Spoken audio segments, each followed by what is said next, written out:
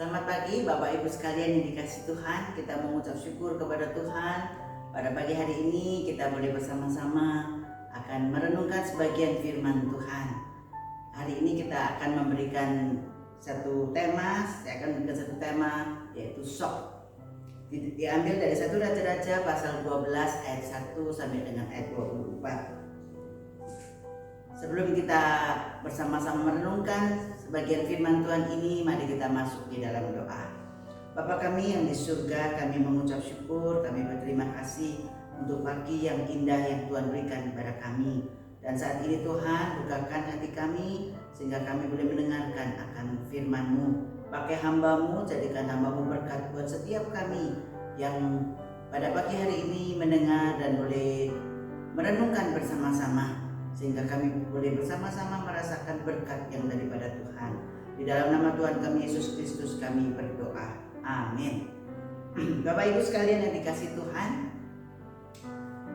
pada waktu saya melihat Kamus Besar Bahasa Indonesia, apa artinya shock? Shock itu artinya berlagak, suka pamer, dan merasa mampu dan sebagainya. Tetapi sebenarnya tidak. Sebelum kita lebih jauh merenungkan firman Tuhan, terlebih dahulu kita akan membaca sebagian firman Tuhan. Saya tidak membaca semuanya, tetapi hanya beberapa ayat saja. Di dalam ayat 13 dikatakan, ia telah mengabaikan nasihat yang diberikan para tua-tua kepadanya.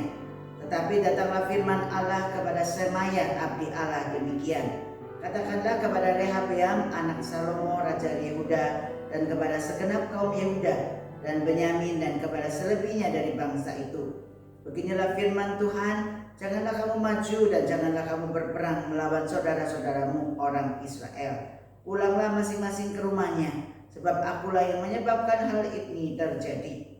Maka mereka mendengarkan firman Tuhan, dan pergilah mereka pulang sesuai dengan firman Tuhan itu. Bapak Ibu sekalian yang dikasihi Tuhan, pada tahun 1999 ada dua orang psikolog bernama David Dunning dan Justin Kruger. Mereka berdua ini mengadakan serangkaian penelitian. Mereka meneliti tentang kemampuan logika, tata bahasa, dan kemampuan berhumor.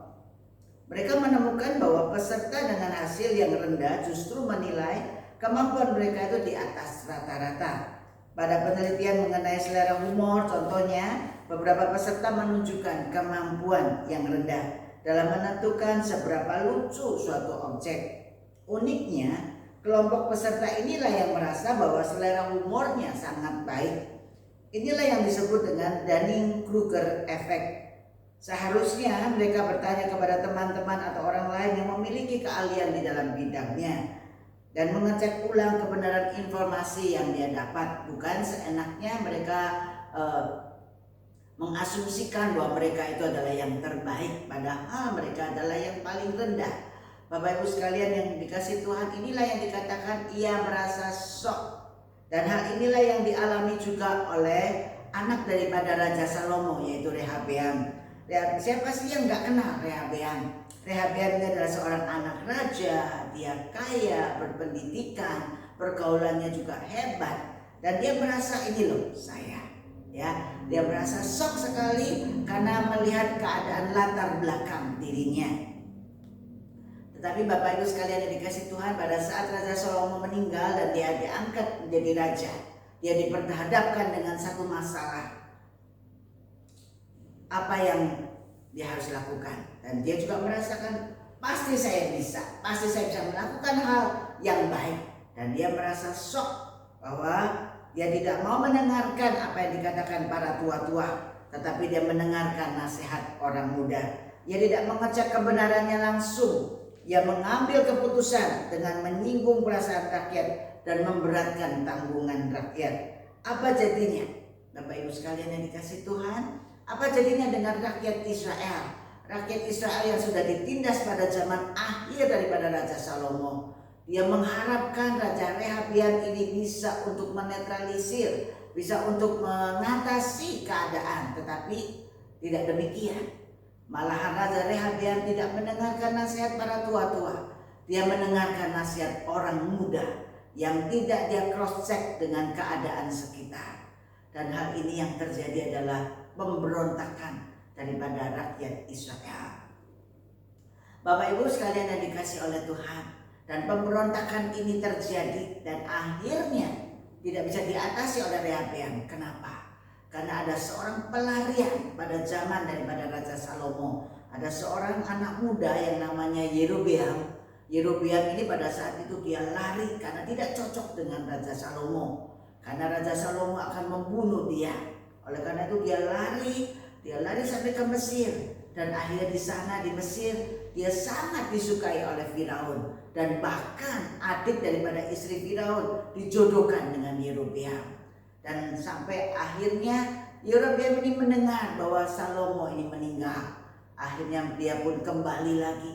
Dan atas panggilan rakyat Israel yang sudah tidak suka dengan Rehabeam, maka seluruh Israel yang 10 suku ini mereka mengangkat Yerobeam menjadi raja atas 10 suku. Bapak Ibu sekalian yang dikasih oleh Tuhan, kenapa bisa terjadi seperti ini? Karena Rehabeam merasa sok, ini loh saya. Hanya satu suku yang ikut keluarga Daud, yaitu suku Yehuda. Sok ini mengakibatkan fatal. Rehabeam sok mampu, sok kaya, sok pinter, sok penuh hikmat, sehingga mengakibatkan akhirnya menjerumuskan bangsa Israel menjadi dua. Ya, sekarang ada raja Israel, ada kerajaan Yehuda, ada dua langsung. Sebelumnya hanya ada satu kerajaan, yaitu Israel. Kenapa? Karena dia merasa bisa, merasa pinter, merasa segala-galanya tanpa perlu datang ke hadapan Tuhan. Saudaraku sekalian yang dikasihi oleh Tuhan, hal ini menyadarkan Rehabeam. Setelah semua terjadi, masih untung ya Rehabeam bisa sadar. Di ayat 24 dikatakan, maka mereka mendengarkan firman Tuhan dan pergilah mereka pulang sesuai dengan firman Tuhan, termasuk Raja Rehabeam. Dia mau mendengarkan firman Tuhan. Saudaraku sekalian yang dikasihi Tuhan, semuanya itu baik, semuanya baik. Kenapa semuanya baik? Melalui peristiwa ini, melalui dia merasa shock ini, Rehabeam sadar bahwa dia sudah memecah belah bangsa Israel. Tetapi pada saat ia sadar inilah yang dipakai Tuhan untuk boleh memberkati Rehabeam, tetap dipakai dia menjadi raja. Saudaraku sekalian yang dikasih oleh Tuhan, masalah terjadi. Kenapa? Karena diri sendiri yang merasa serba bisa. Masalah terjadi bukan diri sendiri yang dirugikan, tetapi lingkungan pun dirugikan. Rehabeam dirugikan, bangsa Israel dirugikan. Oleh karena itu, biarlah pada pagi hari ini kita mau belajar satu hal. Apapun yang terjadi, apapun masalah kita, sebelum kita melakukan keputusan, mari kita datang kepada Tuhan. Cuma tangan dilipat, mata ditutup, menengadah kepada Tuhan, mohon kepada Tuhan untuk membereskan masalah kita.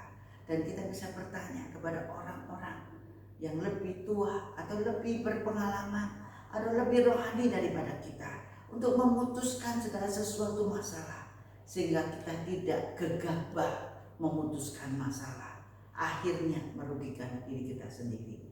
Dan biarlah peristiwa Rehabeam yang sok ini kita boleh ambil hikmahnya. Jangan kita merasa pintar, jangan kita merasa segala-galanya bisa, tetapi kita mau datang kepada Tuhan, mohon kepada Tuhan supaya Tuhan memberikan jalan keluar yang terbaik buat masalah kita. Amin Bapak Ibu sekalian.